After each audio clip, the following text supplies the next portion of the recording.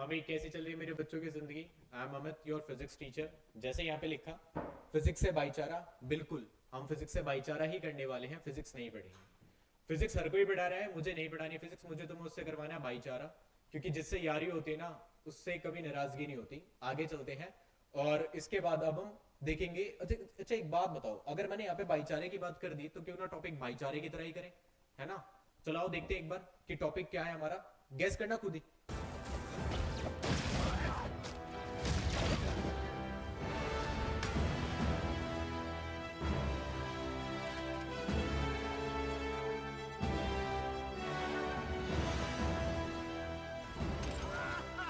You guys are so screwed now! Bring me Thanos!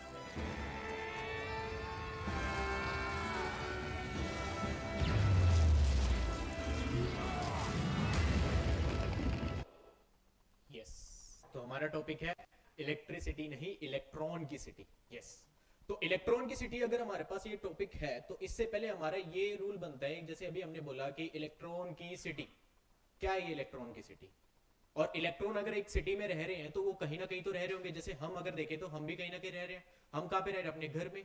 तो ऐसे electron कहां पे रह रहा है? एटम में। और अगर हम अपने आप को देखें कि हम जो है घर में तो रह रहे हैं, लेकिन हमारा घर कहां पे है? अर्थ पे है। तो वैसे ही एक इलेक्ट्रॉन होते किस में है? कहां पे होते हैं? मैटर में होते हैं। तो अगर मैं देखूं कि भाई वो मैटर में कैसे प्रेजेंट है, क्या कर रहे हैं, वो चल रहे हैं नहीं चल रहे हैं, तो ये सारी चीजें तुम पढ़ के आ चुके हो, मुझे पता है।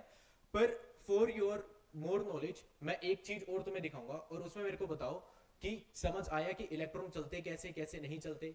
नहीं समझ आया तो साथ में मैं भी समझाऊंगा, यहाँ पे देखना अभी। तो हमने क्या करा, यहाँ पे एक ग्रेन लिया, पार्टिकल लिया, और इसके अंदर अभी देखना, इस ग्रेन के अंदर एटम्स है। ये सारे ही जो है एक एटम है किसके अंदर? ग्रेन्स के अंदर। और इन एटम्स के अंदर क्या है? ये जो बीच में क्या बोलते हैं? न्यूक्लियस। और इस न्यूक्लियस के अंदर क्या होता है? प्रोटॉन और न्यूट्रॉन। और ये जो दौड़ रहे हैं ब्लू ब्लू, ये क्या है? इलेक्ट्रॉन है। और इलेक्ट्रॉन कुछ जो है वो ऐसे रिवॉल्व कर रहे होते हैं। यानी कि एक चीज समझ ये आ गई कि इसके अंदर खाली अगर कोई रिवॉल्व कर रहा है तो वो खाली इलेक्ट्रॉन्स कर रहे हैं, अगर कोई मूव कर रहा है तो वो खाली इलेक्ट्रॉन्स कर रहे हैं। प्रोटॉन और न्यूट्रॉन्स तो बैठे हुए हैं। मतलब कि कुछ ना कुछ रिलेट तो करेगा इलेक्ट्रॉन इलेक्ट्रिसिटी से, है ना। इसलिए मैंने इसको बोला इलेक्ट्रॉन की सिटी। चलो आगे बढ़ते हैं, नेक्स्ट चलते हैं। आगे अगर मैं चलूं तो अब मैं बताऊंगा तुम्हें कि अब हमारा टेबल ऑफ कंटेंट क्या होगा। सबसे पहले हम पढ़ेंगे इलेक्ट्रिक करंट, फिर हम पढ़ेंगे पोटेंशियल डिफरेंस, फिर हम पढ़ेंगे ओम्स लॉ, फिर रजिस्टर पढ़ेंगे एंड उसके फैक्टर जो कि उसको अफेक्ट करेंगे, फिर हमारा होगा सीरीज एंड पैरेलल। मेरा एक बहुत अच्छा कंसर्न है इस टॉपिक को लेके, क्योंकि ये वाला टॉपिक कुछ ऐसा टॉपिक है जो बहुत ज्यादा पूछा जाता है, बहुत ज्यादा पूछा जाता है पेपर में, हद से ज्यादा। क्योंकि ये एनसीईआरटी और एग्जामिनर्स का फेवरेट टॉपिक होता है, series and parallel. That's why मैंने इसको सेपरेट रखा है, सीरीज एंड पैरेलल। फिर हम पढ़ेंगे हीटिंग इफेक्ट, फिर हम पढ़ेंगे इलेक्ट्रिक पावर एंड एनर्जी। तो अब हम स्टार्ट करते हैं विद द इलेक्ट्रिक करंट। और उससे पहले मैं तुम्हें यह बताना चाहूंगा कि मैं कोई भी टॉपिक अगर मैं कवर अप करूंगा तो कैसे कवर अप करूंगा। सबसे पहले मैं किसी भी टॉपिक का कंसेप्ट बताऊंगा, क्योंकि अगर किसी चीज का कॉन्सेप्ट पता चल जाए बेटे तो बात मजेदार हो जाती है। और यहां से अगर मैं देखें तो फिर उसके बाद हम इस कॉन्सेप्ट से क्या निकालेंगे? डेफिनेशन। फिर जब मैं ये डेफिनेशन तुम्हें बता दूंगा, इसी डेफिनेशन से मैं तुम्हें ड्राइव आउट कराऊंगा इसी का फॉर्मूला, कि क्या है इसका फॉर्मूला। देन इसके बाद इसी फॉर्मूले से हम मूव ऑन करेंगे इसकी एसआई यूनिट पे, और फिर उसके बाद हम मूव ऑन करेंगे इसके डिवाइस पे, कि कौन सा डिवाइस इसमें यूज होता है। देन उसके बाद हम करेंगे इसके न्यूमेरिकल्स। और ये जो न्यूमेरिकल्स होंगे ये सिंपल, मतलब बेसिक टू एडवांस तो होंगे होंगे, प्लस कुछ ऐसे न्यूमेरिकल्स पे होंगे जो तुम्हारे प्रीवियस ईयर क्वेश्चंस होंगे, जो तुम्हारे प्रीवियस ईयर के होंगे, जो तुम्हारे प्रीवियस ईयर में आए होंगे। अब अगर मैं जरा ध्यान से देखूं तो ये जो मैंने बता रहा हूं ना कि मैं किसी भी टॉपिक को ऐसे कवर करूंगा, तो मैं बस खाली इलेक्ट्रिसिटी ही नहीं, मैं फिजिक्स का हर एक टॉपिक, हर एक चैप्टर ऐसे ही कवर अप करने वाला हूं with this steps. Now move on further. जैसे मैंने तुम्हें बताया था हमारा सबसे पहला टॉपिक है इलेक्ट्रिक करंट। तो तुम्हें दिख रहा होगा यहाँ पे ये बैटरी है हमारे पास, ये बल्ब है, और यहाँ पे कुछ ये दौड़ रहा है। मैं तो दौड़ नहीं रहा हूं, कौन दौड़ रहा है? यहाँ पे इलेक्ट्रिक करंट दौड़ रहा है। ठीक है भाई। अगर मैं अब आगे देखूं तो यहाँ पे जो इलेक्ट्रिक करंट है, ये तो हम बोल रहे हैं बड़ी आसानी से कि सर ये तो हमारे पास ये बैटरी है, देखो यहाँ पे लिखी हुई है बैटरी है ना। और ये जो दौड़ रहा है हमारे पास, ये दौड़ रहा है हमारे पास इलेक्ट्रिक करंट दौड़ रहा है। अब ये इलेक्ट्रिक करंट ही दौड़ रहा है क्या खाली? कभी सोचा कि मतलब इलेक्ट्रिक करंट के अंदर भी कुछ हो सकता है या नहीं हो सकता? कुछ तो होगा ना, मतलब ऐसा तो है नहीं कि मतलब बस खाली इलेक्ट्रिक करंट ही होगा, नहीं, इलेक्ट्रिक करंट के अंदर भी कुछ ना कुछ तो होगा। और अभी जैसे अभी हमने थोड़ी देर पहले पढ़ा कि हमारे पास जो मतलब ये जो इलेक्ट्रिसिटी चैप्टर था, इस इलेक्ट्रिसिटी चैप्टर में हमने पढ़ा था इलेक्ट्रॉन की सिटी। इस इलेक्ट्रॉन की सिटी में मैंने ज्यादा जोर किस पे दिया, इलेक्ट्रॉन्स पे। तो बेटा यहाँ पे जो ये इलेक्ट्रिक करंट है ना, इसके अंदर भी इलेक्ट्रॉन्स है। कैसे रोल प्ले कर रहे हैं इलेक्ट्रॉन, क्या हो रहा है, कैसे हो गया सर इलेक्ट्रिक करंट से इलेक्ट्रॉन पे क्यों आ गए? इलेक्ट्रॉन पे इसलिए आ गया बेटा क्योंकि इलेक्ट्रिसिटी जो वर्क करती है वो इलेक्ट्रॉन के हिसाब से करती है, और कैसे करती है, क्या हो रहा है, क्या फंक्शन है, वो सारा कॉन्सेप्ट अब मैं तुम्हें पढ़ाने वाला हूं। आगे चलते हैं, ठीक है। आगे अगर मैं चलूं बेटे, तो तुमने एक चीज देखी होगी, यहाँ पे दो चीज होती है हमारे पास, एक कंडक्टर होता है और एक इंसुलेटर होता है ना। अभी जो तुमने पीछे एक फिगर देखा, मैंने जो तुम्हें एक डायग्राम दिखाया, उस डायग्राम में जो वायर लगी थी वो कौन सी थी, कंडक्टर। वाई नॉट सो एक वुड की वायर बनी हो या प्लास्टिक की वायर बनी हो, क्यों वो हमेशा मेटल की ही होती है? ऐसी क्या बात होती है मेटल्स में, या फिर ऐसी क्या बात होती है कंडक्टर्स में, या ऐसी क्या बात नहीं होती इंसुलेटर में कि वो इंसुलेटर की नहीं बनी होती, वो बनी होती तो खाली कंडक्टर की बनी होती है? तो ये बात ऐसी है कि बेटे जो कंडक्टर होते हैं, इन कंडक्टर के अंदर जो इलेक्ट्रॉन्स होते हैं, वो इलेक्ट्रॉन्स जो होते हैं वो फ्री इलेक्ट्रॉन्स होते हैं। ये देख रहे हो, ये फ्री इलेक्ट्रॉन्स हैं। और अगर बात करूं वही इंसुलेटर की, तो बेटा इंसुलेटर के जो इलेक्ट्रॉन्स हैं वो सारे ही इलेक्ट्रॉन्स कैसे हैं, बॉन्डेड है, दे आर बॉन्डेड इलेक्ट्रॉन्स। अब सोचो, अभी जो मैंने स्टार्टिंग में तुम्हें जब दिखाया कि हम कौन सा टॉपिक करेंगे, वो वाला क्या बोलते हैं जिसमें वो आया था, थोर आया था। अब अगर ऐसा होता कि थोर के पास ये वाला थोर मतलब हैमर ना होके वुडन वाला हैमर होता, तो वो क्या करता, वो जज की तरह पकड़ के ऑर्डर ऑर्डर करता ही रह जाता। क्यों? क्योंकि उसके अंदर तो कोई फ्री इलेक्ट्रॉन है ही नहीं। वो एस गार्ड से एनर्जी कैसे मंगवाता, इलेक्ट्रिसिटी कैसे मंगवाता? इलेक्ट्रिसिटी मंगवाने के लिए उसने जो मंगवाया, चलो ठीक है यहां से इलेक्ट्रिसिटी आ गई एस गार्ड से, पर इलेक्ट्रिसिटी यहां पे किसमें कैसे आई, बिकॉज ये मेटल का बना था, और इसी मेटल के अंदर यहां पे क्या है, ये फ्री इलेक्ट्रॉन्स है।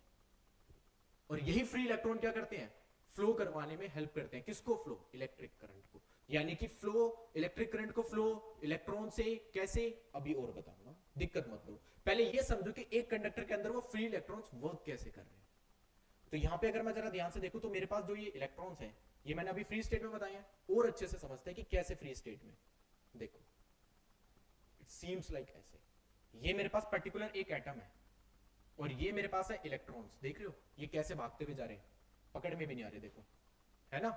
तो ये जो इलेक्ट्रॉन्स लगातार जो ये भाग रहे हैं, ये जो चल रहे हैं, ये जो मूवमेंट हो रही है इलेक्ट्रॉन्स की, इन्हीं इलेक्ट्रॉन की मूवमेंट से कुछ चीज आती है।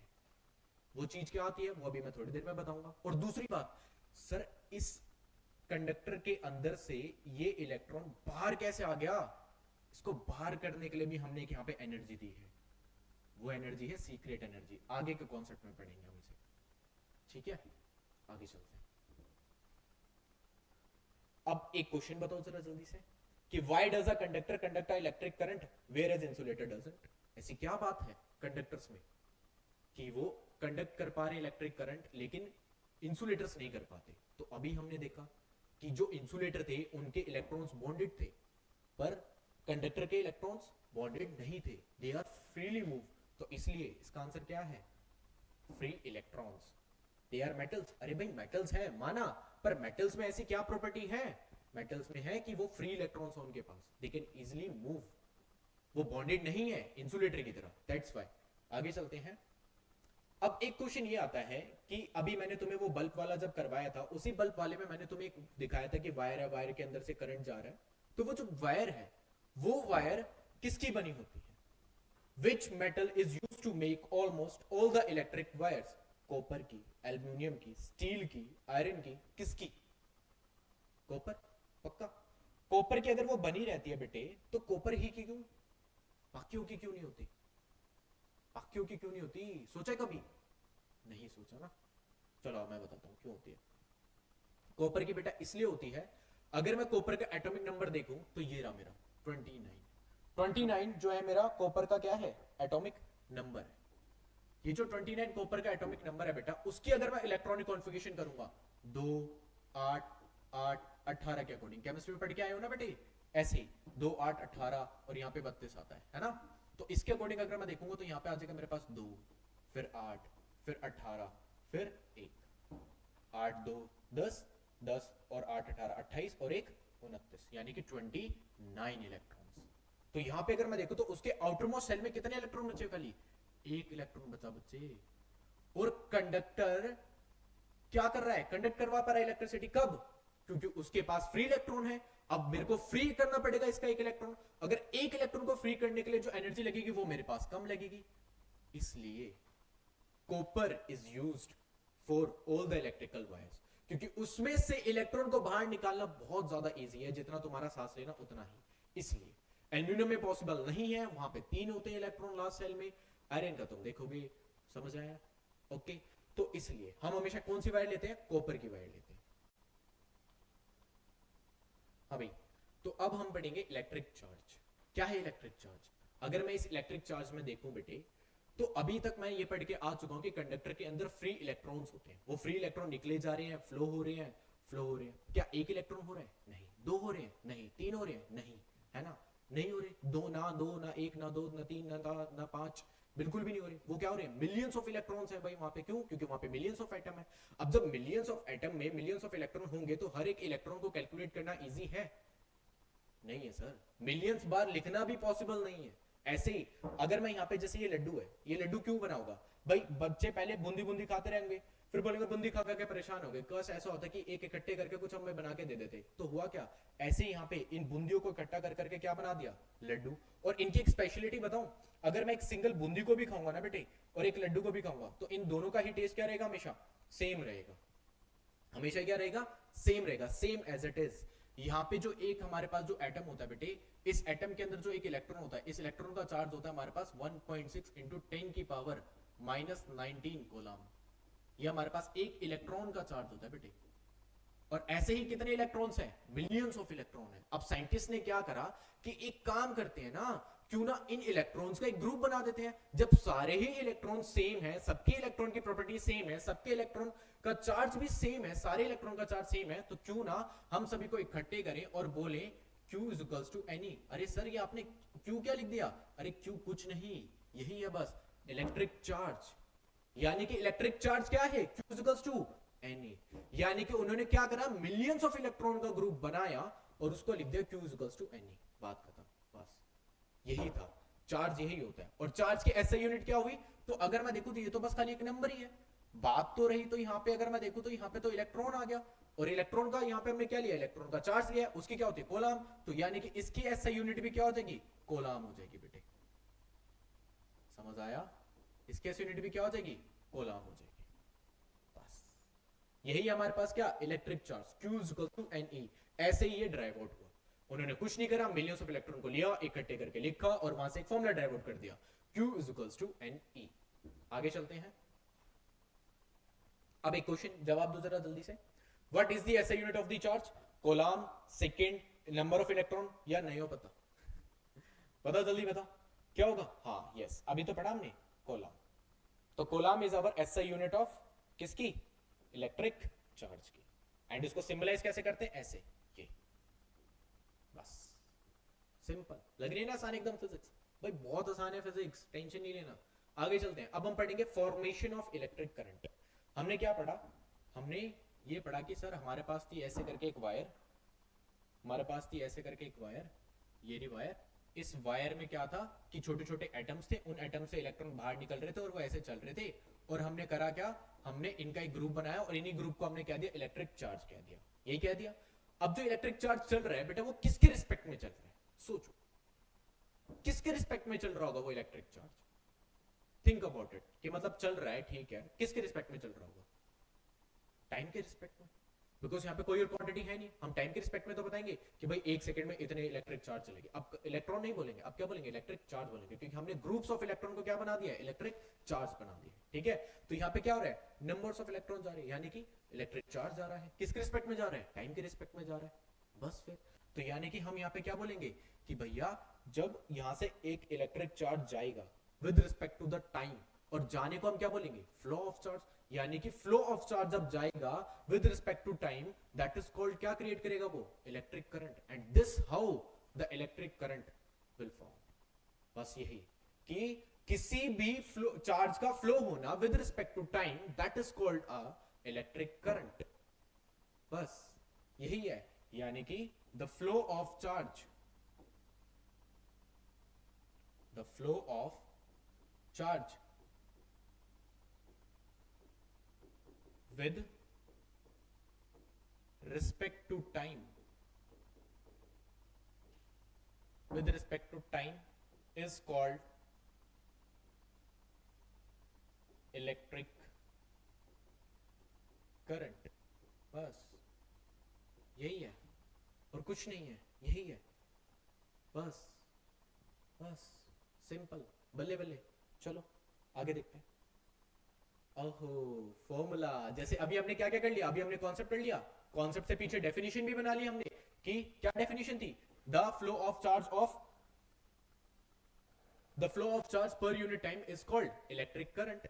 यानी कि क्या पढ़ा हमने कि हमारे पास जो यहाँ पे जो करंट है बेटे, करंट, और करंट को मेंशन किससे करते हैं, आई से, ठीक है, याद रखना ये सिंबल। और करंट को क्या पढ़ा हमने कि flow of charge with respect to time. इसको और अच्छे से लिखो तो फिजिक्स की लैंग्वेज में ऐसे नहीं लिख सकते कि flow of charge, flow of charge upon में क्या, टाइम, यानी कि विद रिस्पेक्ट टू टाइम। और एक और चीज बताऊं तुम्हें बच्चे, सीखना चाहोगे क्या, वो ये है कि अगर मैं कभी भी किसी भी क्वांटिटी को टाइम से डिवाइड मारता हूं फिजिक्स में, या हमने उसको डिवाइड करा विद टाइम के रिस्पेक्ट में, तो उसको हम ऐसे भी बोल सकते हैं, rate of flow of charge. बस और कुछ नहीं, यही है। और यही क्या एक फॉर्मूला है। और चार्ज को किससे सिंबलाइज करते हैं हम, क्यू से, ठीक है भाई। और टाइम को किससे करते हैं, टी से। तो फॉर्मूला क्या बनकर तैयार हुआ, I is equals to Q upon T, that's it, ठीक है, यही है बस, और कुछ नहीं है बस। चलो हाँ, एसआई यूनिट बताओ भाई, बताओ एसआई यूनिट किसकी, इलेक्ट्रिक करंट की। अभी हमने एक फॉर्मूला पढ़ लिया भाई इलेक्ट्रिक करंट का। क्या फॉर्मूला पढ़ा हमने इलेक्ट्रिक करंट का, I is equals to Q upon T, ये पढ़ लिया ना। अब क्यू का जो एसआई यूनिट होती है, क्योंकि एसआई यूनिट क्या होती है बेटे, कूलम। टाइम की क्या होती है बेटे, सेकंड, हाँ है ना।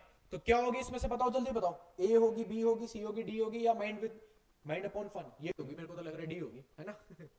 डी नहीं है, कौन सी है, कौन सी है, ए है, coulomb per second, that is our SI unit of electric current, ठीक है। This is our SI unit of electric current. पर एक चीज और कि भाई जो आपने बताया सर कि अभी कि I इज इक्वल्स टू है Q अपॉन टी, एंड इसका जो ऐसे यूनिट बन के तैयार हुई वो ही kolam per second, kolam per second, ये हमारी ऐसे यूनिट बन के तैयार हुई। पर सर ये जो कोलम है ये तो हम चार्ज के लिए यूज करते हैं, और सेकंड हम टाइम के लिए यूज करते हैं। तो करंट की क्या खुद की कोई आइडेंटिटी नहीं है? है, बिल्कुल है। क्यों है बताता हूं। करंट को ढूंढने वाले जो साइंटिस्ट थे उनका सरनेम था एम्पियर, तो उनको रिस्पेक्ट देने के लिए हमने क्या करा कि कोलम पर सेकंड ना करके ऐसे यूनिट, हमने उसकी ऐसे यूनिट कर दी एम्पियर। सो दिस यानी कि 1 ampere is equals to the 1 coulomb per 1 second. Okay, yes. तो एक्चुअल ऐसे यूनिट क्या बनी इलेक्ट्रिक करंट की, ampere, not coulomb per second. क्योंकि भाई करंट को ढूंढने वाले साइंटिस्ट कौन थे, एम्पियर थे, उनका सरनेम था एम्पियर। तो उनको रिस्पेक्ट देने के लिए हमने क्या करा, यहां पे इसकी ऐसे यूनिट क्या कर दी, ampere, and it is symbolised by capital A. Okay, समझ आया। यानी कि करंट की ऐसे यूनिट एक्चुअल क्या निकली, एम्पियर निकली, एम्पियर ए। चले आगे, चलो आगे चलते हैं। अब आता है क्वेश्चन, डिफाइन 1 एम्पियर।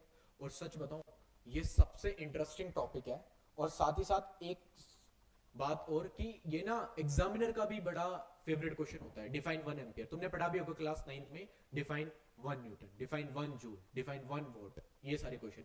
तो एक यूनिवर्सल स्टेटमेंट बनाऊंगा जिससे ना ऐसे क्वेश्चन सारे फिट हो जाएंगे एकदम। देखो पहली बात तो देख लेते हैं 1 एम्पियर था क्या। अभी हमने पीछे रिकॉल करा कि 1 एम्पियर इज इक्वल्स टू होता है 1 coulomb upon 1 second. It's means की कि जब एक कूलम चार्ज पास होगा 1 सेकेंड में, that will create a 1 ampere current. ठीक है, इसकी जो यूनिवर्सल स्टेटमेंट है, यूनिवर्सल क्यों बोल रहा हूं, क्योंकि इस टाइप के कुछ क्वेश्चंस है, बहुत सारे फिजिक्स में पूछता है, उन क्वेश्चनों की एक पर्टिकुलर डेफिनेशन है। वो डेफिनेशन कैसे है, ध्यान से देखना। द अमाउंट ऑफ करंट, क्योंकि एम्पियर क्या है, करंट ही है, तो the amount of current in which 1 coulomb charge pass through a section in 1 second, बस यही है 1 ampere. The amount of a current in which 1 coulomb charge pass through a section in 1 second. किसी एक particular sections में 1 coulomb charge pass हुए 1 second में, that is called as 1 ampere. यानी कि 1 ampere is the amount of a current in which 1 coulomb charge pass through a section in 1 second. ठीक है भाई, ये है 1 ampere की definition. आगे चलते हैं। Calculate the number of electron constituting in 1 coulomb of charge. एक कोलम चार्ज में कितने नंबर ऑफ इलेक्ट्रॉन होते हैं, क्या गिवन है इसमें, हमें यहां पे ये गिवन है कि 1 कोलम ऑफ चार्ज, यानी कि एक कोलम चार्ज हमें गिवन है। ओ अच्छा, यानी कि हमें ये दे रखा है कि Q इक्वल्स टू 1 कोलम दे रखा है। मेरे को पूछा गया यहाँ पे calculate the number of electron, ओ calculate the number of electron, यानी कि ये वैल्यू पूछ रहा है n की। और एक बात मेरे को खुद पता है, हमने अभी पढ़ी थी कि एक इलेक्ट्रॉन का चार्ज कितना होता है, 1.6 इंटू 10 की पावर -19 कूलम। इस कॉन्सेप्ट से मेरे को ये और याद आ गया, ओ अच्छा ये तो कुछ हिट कर गया, क्या Q equals to Ne। Q की वैल्यू क्या हो जाएगी 1, N की वैल्यू नहीं हो पता, इसकी वैल्यू 1.6 इंटू 10 की पावर -19। ठीक है भाई, तो यहां से जब मैं N की वैल्यू निकालूंगा बेटे, तो N की वैल्यू जब मैं आगे निकालूंगा तो यहां पे ये हो जाएगा 1 अपॉन में, क्योंकि यहां पे मल्टीप्लाई में, नीचे आके किस में हो जाएगा डिवाइड में, 1.6 इंटू 10 की पावर -19 इक्वल्स टू n, है ना। अब यहां पे क्या होगा कि 1 मल्टीप्लाई में यहां पे जो 1.6 है और ये जो 10 की पावर -19 थी, ऊपर जाके क्या हो जाएगी प्लस में हो जाएगी। और अगर मैं यहां से अब पॉइंट हटाऊंगा तो यहां पे साथ में क्या हो जाएगा 10 भी आ जाएगा। ये बात आ गई समझ, यानी कि ये तो हो गया 10 मल्टीप्लाई में 10 की पावर -19 सॉरी +19 अपॉन में क्या हो जाएगी 16। अब यहाँ पे 10 और 16 ऐसे कट नहीं कर सकते, एक जीरो इससे ले लेते हैं, एक जीरो लेंगे तो ये हो जाएगा 100 मल्टीप्लाई में कितना हो जाएगा 10 की पावर 18 अपॉन में क्या हो जाएगा 16। अब 16 से इसको अगर काटोगे ना तो आंसर आता है 6.25। तो ये क्या आ जाएगा आंसर, आंसर आ जाएगा 6.25 इंटू 10 की पावर 18 नंबर ऑफ इलेक्ट्रॉन। इतने नंबर ऑफ क्या होंगे बेटे, इलेक्ट्रॉन होंगे। कहां पे होंगे, एक कूलम चार्ज में होंगे। ठीक है बेटे, डन। चलो आगे। अब एक बताओ जल्दी से फटाफट कि which device is use to measure electric current. Electric current को मेजर करने के लिए कौन सा डिवाइस यूज करा जाता है, लिखा पड़ा है भाई यहाँ पे एमीमीटर। ठीक है ना, तो हमने क्या क्या करा, हमने इसका जवाब दे दिया एमीमीटर। Okay done. अब चलते जरा आगे। हाँ भाई, अब जरा कर लेते हैं रिकैप कि अभी हमने पढ़ा क्या क्या है। रिकैप क्या है हमारा, हमने पढ़ा क्या। और ऐसी ना हम हर क्लास के एंड में एक रिकैप करेंगे कि पूरी क्लास में हमने पढ़ा क्या। ठीक है ना, हमने सबसे पहली बात तो यहाँ पे ये पढ़ा कि कंडक्टर क्या होते हैं, इंसुलेटर क्या होते हैं।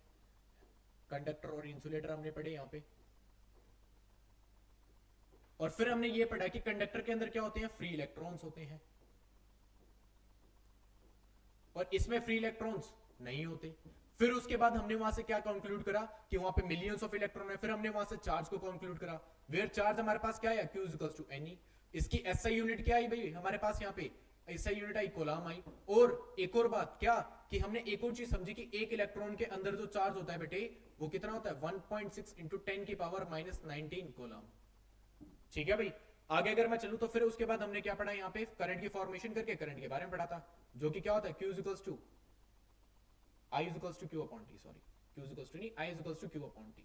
बस ये चीज आज हमने पढ़ी है। एंड ऐसे ही मैं हर एक टॉपिक को कवर अप करने वाला हूं बच्चे। बीइंग विद मी, मिलते हैं एकेडमी में।